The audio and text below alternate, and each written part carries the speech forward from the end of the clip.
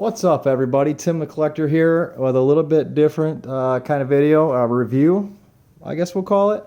And it is about the Bumpboxx Ultra. I thought I'd do a rundown on this before I ship it back off to the manufacturer. And you say, wait a minute, why would you ship it back off to the manufacturer? Good question, and I'll get into why. I'll get into the whys of it. Saw this thing online. Got a $30 coupon discount code.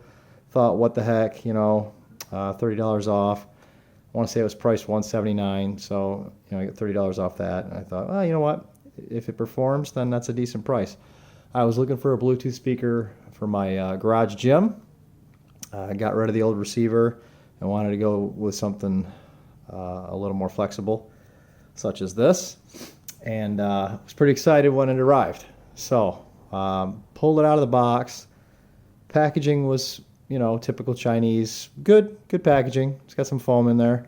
Not really any styrofoam, which is good. So, I pulled it out of the box. I kind of started looking it over, and you know, you can see it's got this carrying handle strap that comes with it. I'm actually going to pull that off because I'm sending it back, so I need to repack this thing.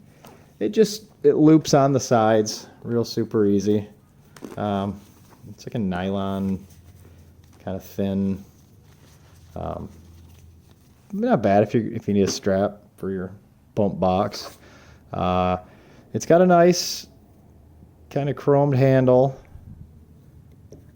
It's reasonably heavy. And I'll tell you why I think it's reasonably heavy. I think it's reasonably heavy because I think this thing is probably 1/4 inch MDF vinyl wrapped. I got the black one. They've got a few different colors. And I went with the black because it's understated, you know. I kind of like that. It goes with my other stuff. So let's get into it a little bit. I got it because you can pair two of these together so I could get another one down the road and have a left and a right channel, because the thing actually runs mono, which most people probably don't realize that. If we want to take a look at the inputs on this thing, you can see it's flashing blue right now. There's a reason for that. It's so you can pair your Bluetooth mode. Now this particular unit, every time you start it up, it defaults to Bluetooth, which is great if you're using it as a Bluetooth speaker, which I plan on doing. However, this unit will not connect through Bluetooth to any of my devices. Doesn't matter what I do, what I tried, will not connect. I got back in touch with Bumpboxx. Their customer service is actually fairly quick. I let them know what my problem was. They sent me a update file to load onto the unit. I tried to do the update, and it doesn't work. So I looked for video information about other people that have done this upload to see, hey, I got a problem and it's not working. So I'm going to do the update right now so you can see it.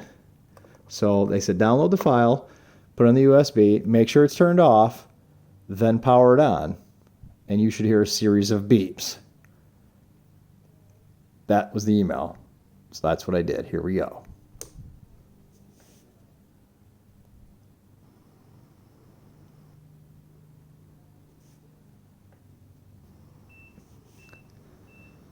Now you can hear that beeping.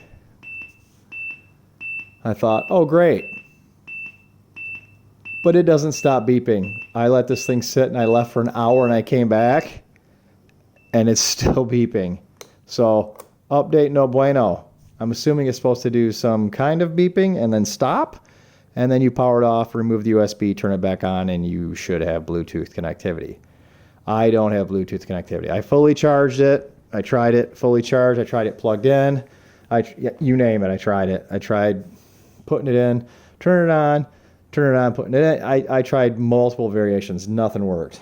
So a little disappointing. I can't use it for what I want to use it for. So finally, after about 6 or 7 emails back and forth, people at Bumpboxx asked me if I had the factory packaging. Yes, I do. So I, in fact, do have the factory packaging. That's something that it states specifically in their material. So it says keep the packaging. That tells me they must have a lot of problems with these things if they specifically tell you make sure you keep your factory packaging.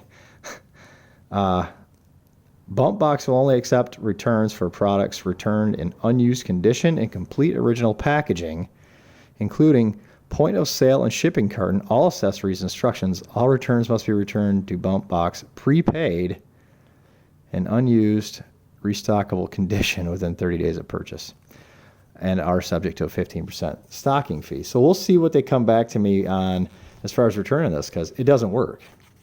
Okay, and so enough about that. Let's kind of go into the features. If it worked, is it worth having? If it worked, is it? Let me adjust this camera a little bit for you. Is it something that you should spend $180 on, or 140, whatever it is, $100+? Should you spend your money on this thing? Well, I'm gonna go ahead and say no. Okay, if you just want a radio, you know, a Bluetooth speaker that gets reasonably loud, then sure, it's fine. I watched a lot of videos, a lot of reviews on this before I bought it. There's several out there, and you can't tell what really something sounds like through your TV, and you could kind of get a gist for how loud it is because people put SPL meters on them and things like that. But the people reviewing this thing obviously are not accustomed to high fidelity, nor do they care, because this thing doesn't sound good. Like I said, it's mono, and it's 2 5.25-inch speakers, and two of the cheapest aluminum dome tweeters you can get. I mean, these are the tweeters you find in every piece of junk box or speaker component set that is out there. And I surmise these 5.25s are probably the same. It's a poly cone, it looks like, with probably a butyl surround, maybe. But they're not great. They're not great at all. At low volume, it sounds okay. You do have the adjustable volume knob down here, which feels good, but it's glitchy when you turn it up. And there's a constant hiss in the speakers, which tells me the amplifier is of low quality. It's got a real high distortion level. Individual bass and treble selectors. The buttons feel, I mean, they're not tactile necessarily, but they feel good. The pots in them are of decent quality. They don't rattle and stuff, so I was impressed with that piece. You got the Bumpboxx logo that lights up on this thing. You can turn that off too, or leave it on, whichever you want. That's kind of neat. These little corner guards, while they look cool, I mean, they're pretty low quality. They're all kind of like wavy and bent up, and it's not great. Back to the input section. I'm going to turn it off. So you got a mode button. You can go through aux, radio, Bluetooth. I took this thing and I scanned channels. I picked up one radio channel, one FM channel. So the radio in this thing, the tuner section, is garbage. Absolute garbage. If you want to use it as a radio, save your money. Do something else. Get something else.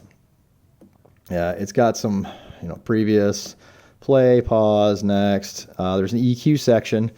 And basically, when you push through the EQ section, it gives you different, it gives you like rock, country, things like that, classical. And really all it did for me was make it a little bit quieter every time I click through the buttons. There was no noticeable EQing on it at all.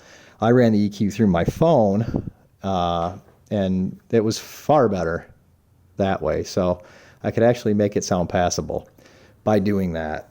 It has an aux in and aux out.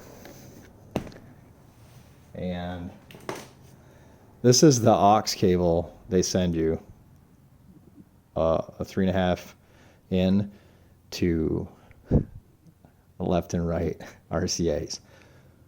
Who's using that? I guess if you hook it to your TV, which I did have it hooked to my TV to at least try to hear what it sounded